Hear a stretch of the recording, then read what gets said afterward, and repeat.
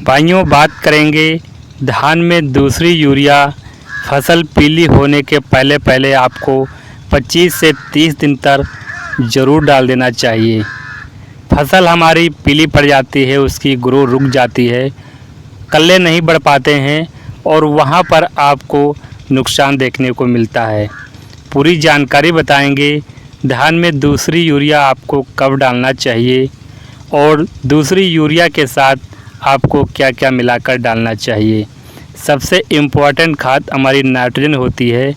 अगर फसल हमारी धान की पत्तियां पीली पड़ जाती हैं, उसके बाद यूरिया डालते हैं तो वहां पर 10 से 15 दिन का अंतर पड़ जाता है। कल्लों का सही से विकास नहीं हो पाता है, फसल हमारी ग्रोथ नहीं कर पाती है। किसान भाइयों, धान में दूसरी यूरिया 25 से 30 दिन पर ज़रूर डाल देना चाहिए। जो किसान भाई धान में तीसरी यूरिया भी डालते हैं तो वहाँ पर जो तीसरी यूरिया है 40 से 45 दिन पर अधिकतम आपको डाल देना चाहिए। कुछ क्षेत्रों में किसान क्या करते हैं, मिट्टी के अनुसार वहाँ पर धान में तीसरी यूरिया भी डालने की आवश्यकता होती है। वैसे धान में मुख्यतः 3 प्रकार से यूरिया डालने की ज़रूरत होती है। रोपाई के समय 10 से 12 दिन पर और फसल 25 से 30 दिन पर आपको डालना चाहिए दूसरी यूरिया। तीसरी यूरिया आपको 40 से 45 दिन पर ज़रूर डाल देना चाहिए।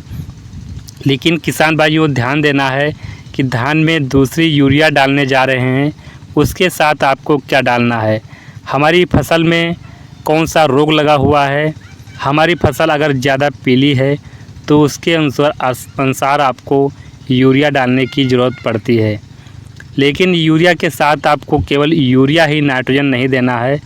यूरिया के साथ किसान भाइयों वहाँ पर दूसरी यूरिया के साथ सल्फ़र मिला लेना है और जिंक की मात्रा आपको ज़रूर मिला देना है, क्योंकि जिंक की कमी से किसान भाइयों फसल हमारी पीली पड़ जाती है।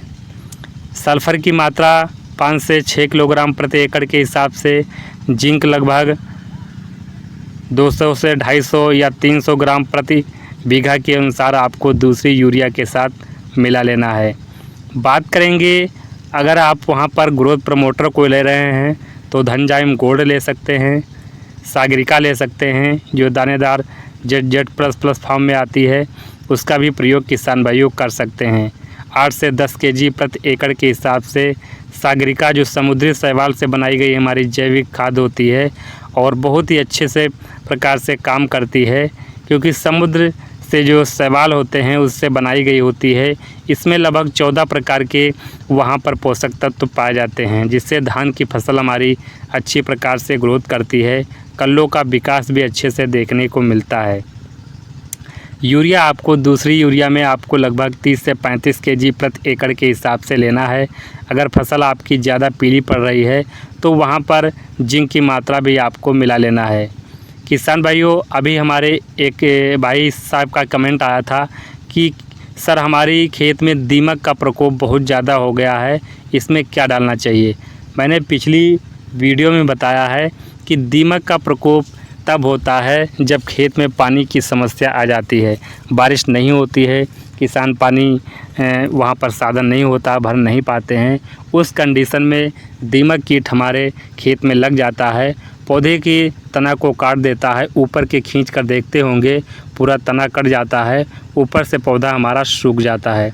ऐसी कंडीशन में किसान भाइयों क्लोरोपाइरिफॉस जो 50% आता है उसमें क्लोरोपाइरिफॉस होता है और साइपरमेथ्रिन भी पाया जाता है, तो वहाँ पर किसान भाइयों डाल कर सकते हैं या फिर यूरिया मिला करके आप बुआई कर दीजिए, या किसी बोतल पेप्सी की बोतल है उसमें भर करके छिड़काव इससे पूरे खेत में आपको छिड़क देना होता है।